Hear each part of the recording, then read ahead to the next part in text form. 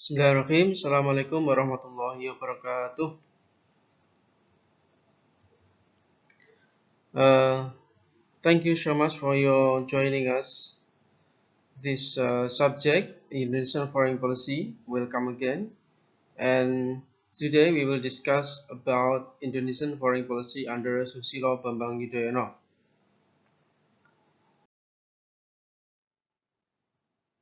As this lecture before, that Indonesian foreign policy basically influenced by two factors. One is international factors. Two is domestic factors. What is the international factors? Still, war on terror is one of the main factors behind Indonesian foreign policy, because since 9/11, war on terror deliberately spread across the world, including Indonesia. How U.S. foreign policy concerning terrorism hugely influenced Indonesian foreign policy. However, at the same time, China and the U.S. rivalry also influenced Indonesian foreign policy under Susilo Bambang Yudhoyono. At the same time also, global financial crisis hit many countries in the world. However, Indonesia successfully uh, handling this crisis and become one of the countries in the world that could successfully tackle this crisis. And maybe we can say here that under Susilo Bambang Yudhoyono, Indonesian foreign policy got in the right track. And this is maybe one of the successful president in terms of Indonesian foreign policy in the post-Suharto administration. Indonesian foreign policy under Susilo Bambang Yudhoyono, we can classify it as neutral and active foreign policy, but more robust because of the SBY vision, 1 million friends, zero enemy. So, how peaceful way conducted by SBY to express Indonesian foreign policy? SBY totally understand that international situation occupied by two major powers at this time. One is the US and the second is People's Republic of China. And SBY try to approach both sides and take balance, means equality. SBY also a good friend for Obama and also close friend to Xi Jinping. SBY also known as statements who very love on peace, not conflict.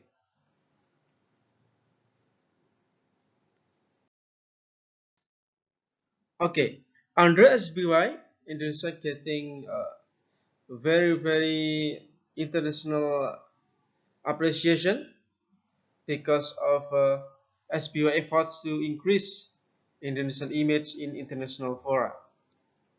The most important thing is Indonesia obtained as a member of G20. This is a 20 the most uh, advanced economies in the world, and this is quite prestigious.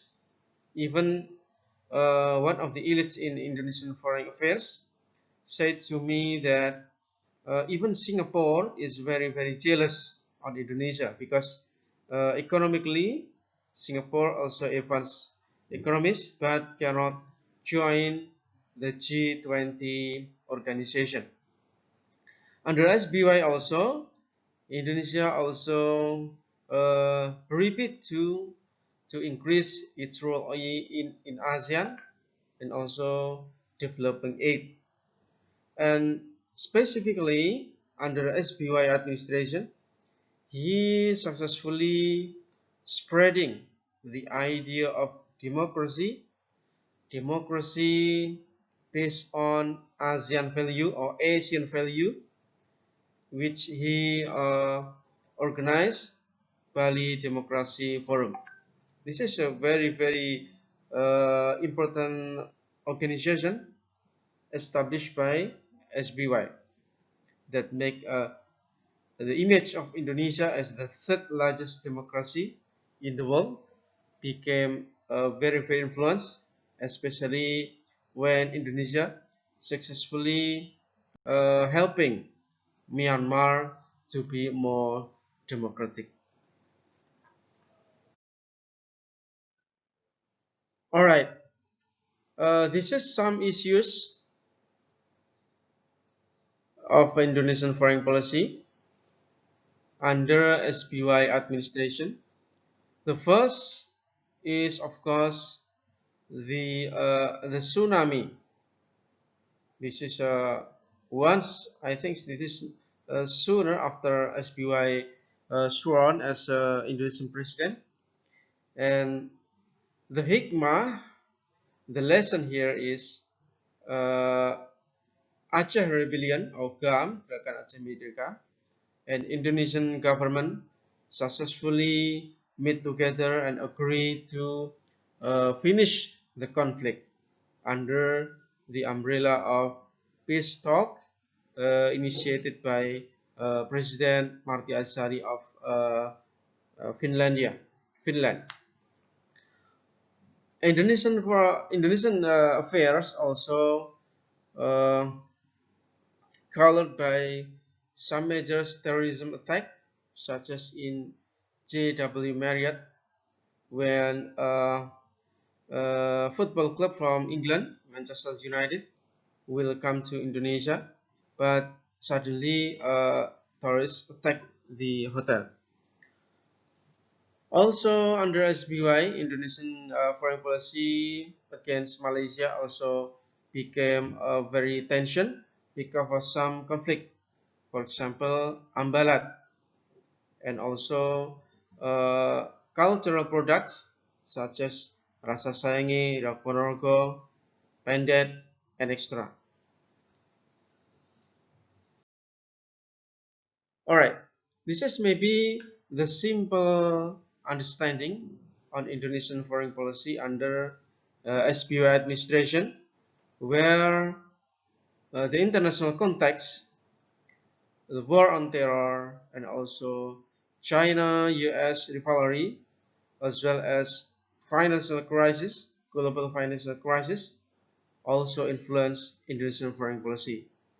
The posture of Indonesian foreign policy, and also they occur some issues such as Ambalat, uh, Tari Pendet, and also some terrorism issue.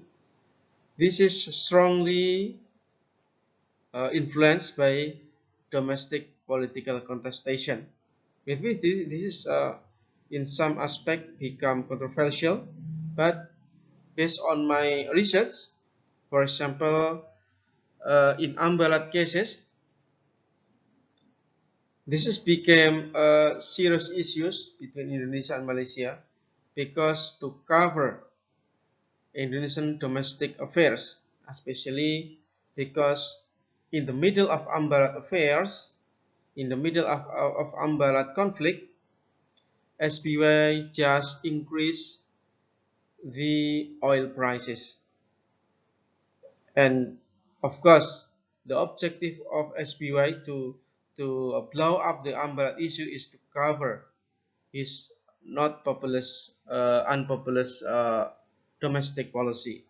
So people focus on Ambalat while SBY at the same time just increase the oil prices or ppm. Okay, thank you so much for your attention. If you have any question, please write down in the comment or you can text me directly. And see you next time. See you in other lecture. Thank you so much. Wassalamualaikum warahmatullahi wabarakatuh.